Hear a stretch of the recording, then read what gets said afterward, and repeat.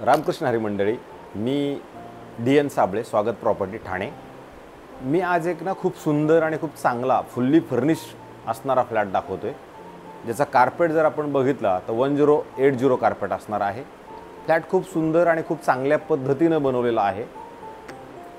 Flat जो आहे तो कल्पतरू पार्क सिटीच्या आतमध्ये एक क्लस्टर बनवलेला आहे, कल्पतरू सनराइज, ज्याचा ताबा 5 ते 6 वर्ष पूर्वी सगळ्या लोकांना दिलेला आहे।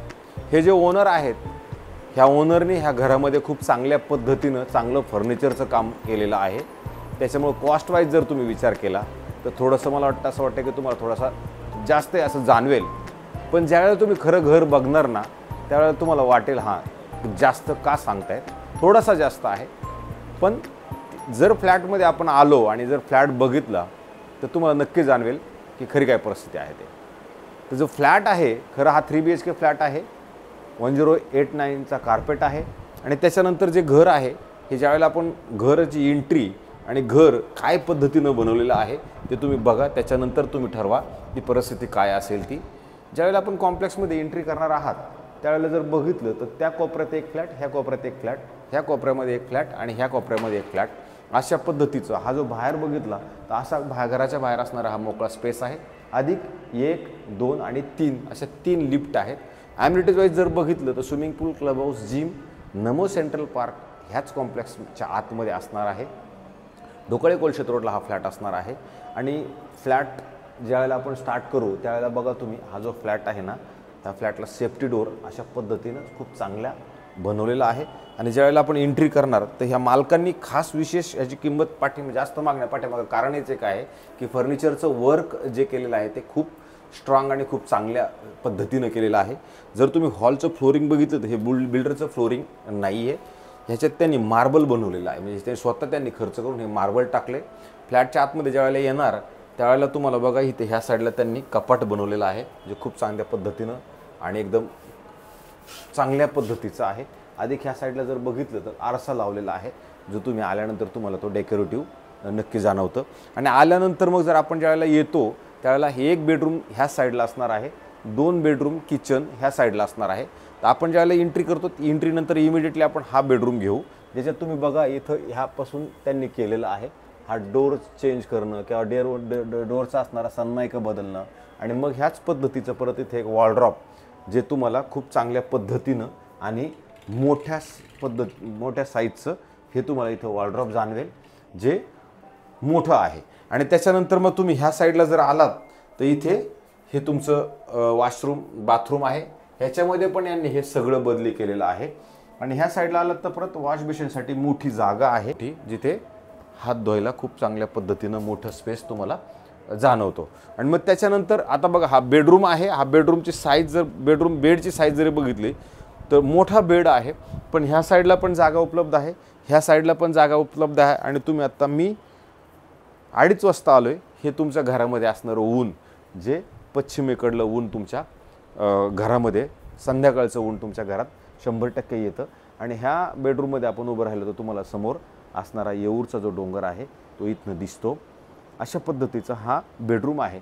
आणि top to bottom sliding window असल्यामुळे हे जाणवतं की खूप सुंदर आहे। आणि तुमच्या ह्या जे गेस्ट बेडरूम आहे याच्यातनं जर बघितलं स्विमिंग पूल आणि क्लब हाऊस जो आहे आतला तो तुम्हाला पूर्णपणे इथून फील येतो। ग्राउंड प्लस तशी 30 माळ्याची बिल्डिंग आहे। आपला फ्लॅट जो आत्ता आहे हा हायर फ्लोअरला फ्लॅट आहे। हायर फ्लोअरला फ्लॅट असल्यामुळे हवा जाणवते। आणि जेव्हा आपण ह्या गेस्ट बेडरूममधनं बाहेर येऊ, बाहेर आल्यानंतर तुम्ही ह्या ज्या हॉलमध्ये येणार ना तर हॉलमध्ये आल्यानंतर तुम्ही बघू शकता किती सुंदर आणि मस्त असा मोठा हॉल आहे। हॉल असल्यामुळे आणि जेव्हा आपण आपल्या बेडरूममधनं हॉलमधनं बाहेर जाणार त्यावेळेला नॉर्थ ईस्ट बाहेर पडतोय, आतमध्ये येताना साऊथ वेस्ट येत आहोत। त्यामुळे मग बघा हा हॉलचा साईज तुम्हाला जाणवेल। हे TV युनिट तुम्हाला एकदम नीट अँड क्लीन चांगल्या पद्धतीनं बनवलेलं आहे। वरती जर तुम्ही बघितलं तर फॉल सिलिंगचं वगैरे काम प्रॉपर केलेलं आहे। आणि त्याच्यानंतर मग ही प्रशस्त अशी बाल्कनी जी तुम्हाला वापरायला इथून मिळते। आपण जेव्हा बाल्कनीमधनं येणार आहात तर बाल्कनीतनं जर बघितलं तर दुसरं इंटरनल ज्या बिल्डिंग्स आहेत आपल्या त्या दिसतात। आणि जर समजा आपण ह्या साईडला तोंड करून उभं राहिलो तर तुम्हाला हा येऊरचा डोंगर किंवा अदर ठाणे सिटीज किंवा मानपाड्याच्या ह्या ज्या बाकीच्या बिल्डिंग्स आहेत त्या तुम्हाला तुमच्या घरामधनं दिसतात। आणि बाल्कनी जर बघितली तर बघा ह्यांनी इथे पण हे असे टाईल्स वगैरे लावून अशा पद्धतीने केले। वरती जर बघितलं तर झोपाळ्यासाठी जागा वगैरे सगळी केली। म्हणजे या घरात आल्यानंतर कोणत्याही प्रकारची डागडुजी दुनियादारी काहीच करायचं गरज नाही आहे। आपलं सामान घ्यायचं आणि या फ्लॅटमध्ये राहायला यायचं। डायनिंगचा स्पेस जरी बघितला तर तो बघा त्यांनी व्यवस्थित सजवलेला आहे। तिथून क्रॉस व्हेंटिलेशनसाठी तुम्हाला विंडो दिलेली आहे। डायकिन कंपनीच्या AC लागलेल्या आहेत। म्हणजे इथे आल्यानंतर तुम्हाला हे सगळं असं आहे असंच हे आपल्याला मिळणार आहे। म्हणजे आपण हे सगळं ज्यावेळेला घेणार आहोत ते सगळं आपल्याला मिळणार आहे। आणि नंतर जर तुम्ही किचनमध्ये आलात तर किचनमध्ये पण हे यांनी स्वतः बनवून घेतलेलं आहे। हे बघा पूर्णपणे सगळीकडे त्यांनी ते बनवून मॉड्युलर किचन त्यांनी बनवलेले, गॅसची पाईपलाईन त्यांनी बनवलेली आहे। आणि त्याच्यानंतर जेव्हा आपण इकडे ह्या ड्राय स्पेसला येणार आहोत तर तुम्हाला इकडे कोलशेत रोडचा किंवा ह्या आतले जे कल्पतरू पार्सिटचं प्रिमायसिस तुम्हाला पूर्णपणे दिसतं। समोर देवराम भाईर कॉलेज वगैरे ते सगळ्यात दिसतं। समोर हिरणंदानी इस्टेट तुम्हाला दिसतं। लोढा डिलॉइट तेच दिसतं। आणि ही जागा परत ड्राय बाल्कनीच्या स्पेससाठी आहे। इथे पण एक कपाट त्यांनी छोटंसं स्टोरेजसाठी पण एक कपाट इथं ऑलरेडी बनवलेलं आहे। कपडे वाळवण्यासाठी वरती त्यांनी ते तसंच ठेवलेलं आहे। ह्या फ्लॅटमध्ये ना हे फक्त फ्रीज जे तुम्ही बघताय हे जे मोठं फ्रीज आहे हे फ्रीज मात्र हे मालक त्यांच्या घरी घेऊन जातील। बाकी जे सामान तुम्ही बघताय ते सगळंचे सगळं सामान तुम्हाला हाय असंच ह्या फ्लॅटमध्ये मिळणार आहे। म्हणूनच मी तुम्हाला म्हणत होतो किंमत जास्त वाटते पण ह्या सगळ्या गोष्टींचा आपण ज्यावेळेला काम करून घेणार ते इंटेरियरचा खर्च करणार ते डोक्याला ताप महिना 2 महिने इंटेरियरचं काम चालू असणार। पण आता हे फर्निचर असं तर नाही आहे की एकदम जुनाट झालेलं आहे। चांगल्या पद्धतीचं नवीन फर्निचर आहे। आणि आता हा आपला चिल्ड्रन्सचा बेडरूम आहे। त्या बेडरूममध्ये आपण आलो आहे। तुम्ही ह्याच्यात जरी बघितलं तर बघा बेड पूर्ण प्रॉपर सजवलेला आहे, चांगला आहे। आणि दोन्ही साईडला त्या साईडला पण जागा आहे, ह्या साईडला पण जागा आहे। आणि इथे क्रॉस व्हेंटिलेशनसाठी प्रॉपरली परत तुम्हाला ही जागा इकडनं मिळते। आणि जर समोर बघितलं तर इथं वॉलड्रॉप त्यांनी ऑलरेडी कपाटं त्यांनी ऑलरेडी बनवलेले आहेत। कपाटाची कंडिशन्स पण चांगली आहे। इथे पण तुम्हाला एक डायकिन कंपनीचा AC अधिक ह्या फ्लॅटमध्ये ह्या रूममध्ये पण त्यांनी ह्या बेडरूममध्ये पण त्यांनी परत सगळं फॉल सिलिंगचं काम ऑलरेडी केलेलं आहे।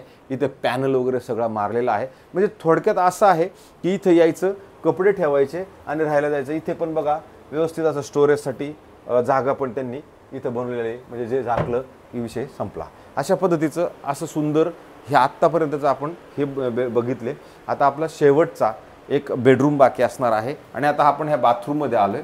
ह्या बाथरूममध्ये आल्यानंतर तुम्ही बघू शकता इकडे बघा त्यांनी ह्या बाथरूममध्ये पण त्याच्या ज्या ह्या इथं चेंजेस त्यांनी थोडेफार बाथरूमचे इंटरनलचे जे नाहीत पण त्या टाईल्स वगैरे जे आहेत ते त्यांनी बदली केल्यात। ह्या दरवाजाचा पण सनमायका त्यांनी चेंज केलेला आहे। त्यांचं म्हणणं आहे की बाबा आपण हे जे घर बनवलं आहे त्या बनवलेल्याचा जो खर्च ॲटलिस्ट आमचा तो तरी निघला पाहिजे। आता राहिला प्रश्न मी ज्या वेळेला ह्या बेडरूममध्ये घुसतोय त्यावेळेला ह्या बेडरूममध्ये खूप जास्त हवा आहे।